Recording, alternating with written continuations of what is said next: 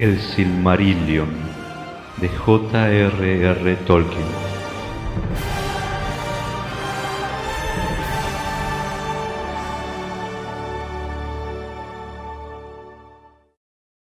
Cuenta Silmarillion, la historia de los Silmarils. Capítulo 11. Del Sol y la Luna y el oscurecimiento de Valinor.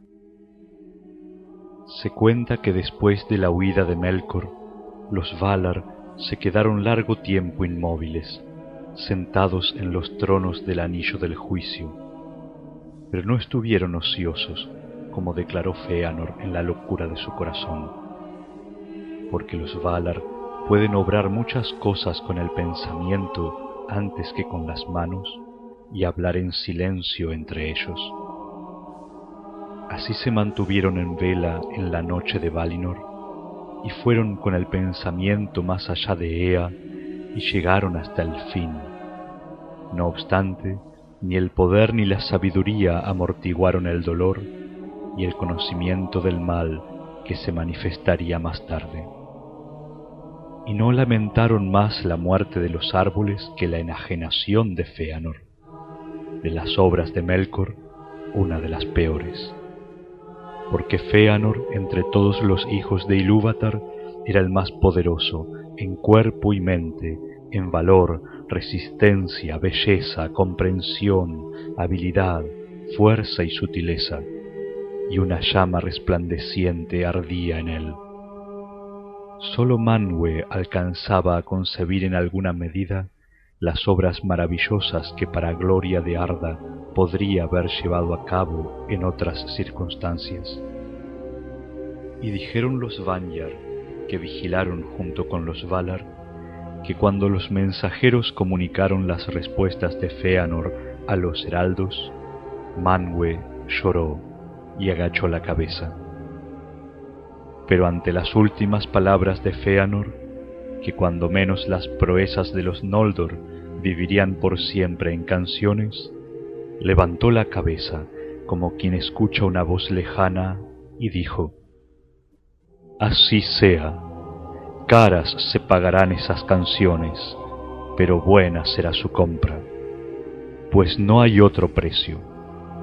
Así pues, como Eru dijo, no antes de concebida llegará a Ea la belleza, y bueno será que haya habido mal». Sin embargo, Mandos dijo: «Con todo, seguirá siendo el mal. Fëanor no tardará mucho en comparecer ante mí». Pero cuando por fin los Valar se enteraron de que los Noldor habían abandonado realmente Aman y habían vuelto a la Tierra Media, se incorporaron y trabajaron en los remedios que habían pensado y que enderezarían los males de Melkor. Entonces Manwë le pidió a Yavanna y a Nienna que manifestaran todos sus poderes de crecimiento y curación, y ellas aplicaron esos poderes a los árboles. Pero las lágrimas de Nienna de nada le valieron para curar sus propias y mortales heridas, y por un largo tiempo cantó Yavanna sola en las sombras. No obstante, aun cuando vacilara la esperanza y se quebrara la canción, Telperion dio por fin en una rama sin hojas una gran flor de plata, y Laurelin una fruta de oro. A estas recogió Yavanna, y entonces los árboles murieron, y los troncos sin vida se levantan todavía en Valinor, como en memoria de las alegrías de antaño. Pero la flor y la fruta las dio Yavanna a Aule, y Manwë las consagró, y el pueblo de Aule construyó las naves que las llevarían y preservarían el esplendor de aquellos dones, como se cuenta en la Narsillion, la canción del sol y la luna. Los Valar dieron estas naves a Barda para que se convirtieran en lámparas en el cielo, con un fulgor mayor que el de las estrellas por estar más cerca de Arda, y ella les otorgó el poder de trasladarse por las regiones inferiores de Ilmen y las hizo viajar por cursos establecidos sobre el cinturón de la tierra desde el oeste hacia el este y de vuelta. Estas cosas hicieron los Valar, recordando en el crepúsculo la oscuridad de las tierras de Arda, y resolvieron entonces iluminar la Tierra Media y estorbar con luz las acciones de Melkor, porque se acordaron de los Avari que habían permanecido junto a las aguas en que despertaron y no querían abandonar por completo a los Noldor en exilio. Y Manwë sabía también que se acercaba la hora de los hombres. Y se dice que así como los Valar le hicieron la guerra a Melkor por el bien de los Quendi, así ahora la evitaban por el bien de los Hildor, los nacidos después, los hijos menores de Ilúvatar. Porque tan graves habían sido las heridas abiertas en la Tierra Media durante la guerra contra Utumno, que los Valar temían que aún ocurriera algo peor, por cuanto los Hildor serían gente mortal y menos aptos que los Quendi para enfrentar el temor y los tumultos. Además, no le estaba revelado a Manwë dónde aparecerían los hombres, al norte, al sur o al este. Por tanto, los Valar lanzaron la luz, pero fortalecieron la tierra en que morarían los hombres. Isil, la refulgente, llamaron los Vanyar de antaño a la luna, flor de Telperion en Valinor, y Annar, el fuego de oro, fruta de Laurelin, llamaron al sol. Pero los Noldor los llamaron también Rana, la errante, y Vasa, el corazón de fuego, el que despierta y consume, porque el sol se erigió como signo del despertar de los hombres y la declinación de los elfos, pero la luna alimenta la memoria de los hijos de Ilúvatar. La doncella a quien los Valar escogieron para gobernar la barca del sol se llamaba Arien, y quien gobernaba la isla de la luna era Tilion. En los días de los árboles, Arien había cuidado las flores de oro de los jardines de Vana y las había regado con el refulgente rocío de Laurelin. Pero Tilion era un cazador de las huestes de Orome y tenía un arco de plata. Era un enamorado de la plata y en los días de descanso abandonaba los bosques de Orome, entraba en Lórien y se tendía a soñar junto a los estanques de este, entre los estremecidos rayos de Telperion. Y Tilion rogó que se le encomendara la tarea de cuidar por siempre la última flor de plata. Arien, la doncella, era más poderosa que él, y fue escogida porque no había tenido miedo del calor de Laurelin, que no la había dañado, pues ella era desde un principio un espíritu de fuego, a quien Melkor no había podido engañar ni atraer. Demasiado brillantes eran los ojos de Arien para que ni siquiera los Eldar pudiesen mirarlos, y abandonando Valinor, se había despojado de la forma y los vestidos que como todos los Valar había llevado allí hasta entonces, y se convirtió en una llama desnuda de terrible esplendor. Isil fue la primera luz que hicieron y prepararon, y la primera en levantarse en el reino de las estrellas, y la primogénita de las nuevas luces, como lo había sido Telperion entre los árboles. Entonces, por un tiempo, el mundo tuvo luz lunar, y muchas cosas se agitaron y despertaron que habían estado aguardando largamente en el sueño de Yavanna. Los siervos de Morgoth estaban muy asombrados, pero los elfos de las tierras exteriores miraron arriba con deleite, y mientras la luna se alzaba por sobre la oscuridad occidental, Fingolfin ordenó que soplaran las trompetas de plata e inició su marcha hacia la Tierra Media, y las sombras de las huestes avanzaban adelante, negras y largas. Tilion había atravesado el cielo 7 veces y se encontraba en el extremo oriental cuando la barca de Arien estuvo dispuesta. Entonces Anar se levantó en toda su gloria, y el primer amanecer del sol fue como una gran llamarada en las torres de las Pelori. Las nubes de la Tierra Media resplandecieron y se oyó el sonido de muchas cataratas. Entonces en verdad se afligió Morgoth y descendió a las más hondas profundidades de Angband, e hizo que los ciervos se retirasen, despidiendo una gran emanación y una nube oscura para ocultar sus dominios de la luz de la estrella del día. Decidió entonces Varda que las dos barcas viajaran por Ilmen siempre en las alturas, pero no juntas. Irían de Valinor hacia el este y luego regresarían partiendo una del oeste mientras la otra volvía desde el este. Así pues, los primeros 9 días se midieron de acuerdo con el modo de los árboles, desde la mezcla de las luces, cuando Arien y Tilion recorrían el cielo por encima del cinturón de la tierra. Pero Tilion era inconstante y de marcha incierta, y no se atenía al curso designado, e intentaba aproximarse a Arien atraído por aquel esplendor, aunque la llama de Anar lo quemara y la isla de la luna quedara oscurecida. En consecuencia, por causa de la inconstancia de Tilion, y más todavía por los ruegos de Lorien y Este, que dijeron que el sueño y el descanso habían quedado eliminados de la tierra y que las estrellas estaban ocultas, Varda cambió de decisión y reservó un tiempo para que en el mundo hubiera todavía luz y sombra. Anar descansó por tanto un rato en Valinor, yaciendo sobre el seno fresco del mar exterior, y el atardecer, la hora de la caída y el descanso del sol, fue la de más luz y alegría en Aman.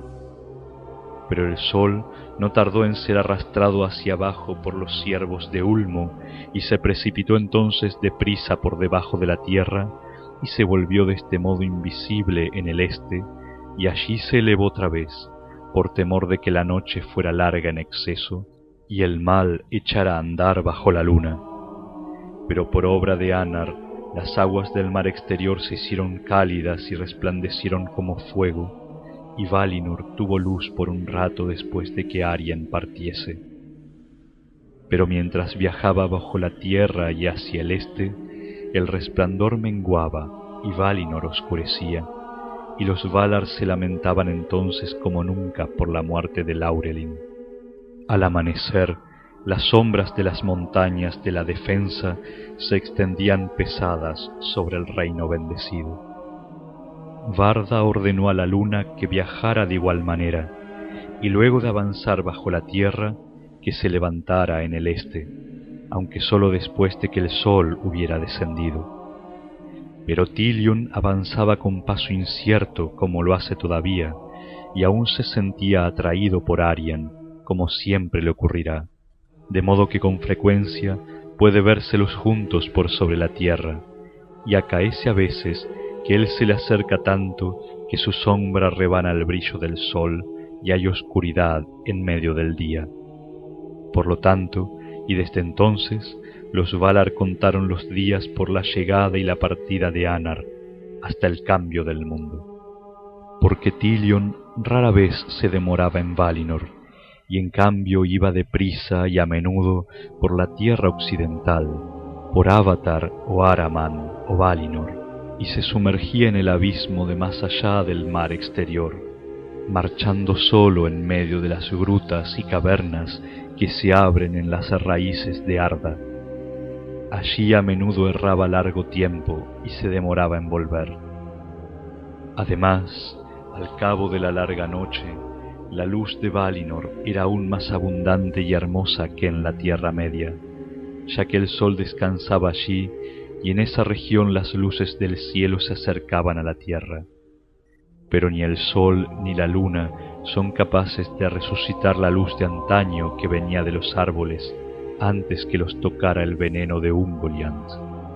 Esa luz vive ahora solo en los Silmarils. Pero Morgoth detestaba las nuevas luces y quedó por un tiempo confundido ante este golpe tan inesperado que le asestaron los Valar. Entonces atacó a Tilion, enviando contra él espíritus de sombra, y hubo lucha en Ilmen bajo el curso de las estrellas, pero Tilion resultó victorioso, y Morgoth temía a Arien con un gran temor, y no se atrevía a acercársele, porque le faltaba poder, ya que mientras crecía en malicia y daba al mal que él mismo concebía forma de engaños y criaturas malignas, el poder pasaba a ellas y se dispersaba, y él estaba cada vez más encadenado a la tierra, y ya no deseaba abandonar las fortalezas oscuras. Se escondía junto con los ciervos, pues no soportaba el resplandor de los ojos de Arien, y sobre las tierras próximas a su morada había una mortaja de vapores y grandes nubes. Pero al ver a Tilion atacado, los Valar tuvieron una duda, pues no sabían de lo que eran capaces aún la malicia y la astucia de Morgoth. Resistiéndose a hacerle la guerra en la Tierra Media, recordaron no obstante la ruina de Almaren, y resolvieron que no le sucedería lo mismo a Valinor. Por tanto, en ese tiempo, fortificaron de nuevo las tierras y levantaron los muros montañosos de las Pelori, que alcanzaron una altura desnuda y terrible, al este, al norte y al sur. Las laderas exteriores eran oscuras y lisas, sin asidero para el pie ni saliente, y descendían en profundos precipicios de piedra dura como vidrio, y se alzaban como torres coronadas de hielo blanco. Se las sometió a una vigilancia insomne, y no había paso que las atravesara, salvo solo el Calaquiria. Pero ese paso no lo cerraron los Valar, pues los Eldar les eran todavía fieles, y en la ciudad de Tirion, sobre la colina verde, Finarfin gobernaba aún al resto de los Noldor en la profunda hendedura de las montañas, porque la gente de raza élfica, aún los Vanyar e Ingwe, señor de todos ellos, han de respirar a veces el aire exterior y el viento que viene por encima del mar desde las tierras en que nacieron, y los Valar no estaban dispuestos a apartarse por completo de los Teleri. Pero en el Calaquiria levantaron torres fortificadas y pusieron muchos centinelas, y a sus puertas, en las llanuras de Valmar, acampó un ejército, de modo que ni pájaro, ni bestia, ni elfo, ni hombre, ni ninguna otra criatura que viviera en la Tierra Media podía romper esa alianza. Y también en esos tiempos que los cantos llaman Nurtale Valinoreva, el ocultamiento de Valinor, se levantaron las islas encantadas, y en todos los mares de alrededor hubo sombras y desconcierto. Y estas islas se extendieron como una red por los mares sombríos, desde el norte hasta el sur, antes de que quien navegue hacia el oeste llegue a Tol Eressëa, la isla solitaria. Difícilmente puede pasar un barco entre ellas, pues las olas rompen de continuo con un suspiro ominoso sobre rocas oscuras amortajadas en nieblas. Y en el crepúsculo, un gran cansancio ganaba a los marineros y abominaban el mar. Pero todo el que alguna vez puso pie en las islas quedó allí atrapado y durmió hasta el cambio del mundo. Así fue que, como predijo Mandos en Araman, el reino bendecido quedó cerrado para los Noldor, y de los muchos mensajeros que en días posteriores navegaron hacia el oeste, ninguno llegó nunca a Valinor, excepto uno, el más poderoso marinero de los cantos.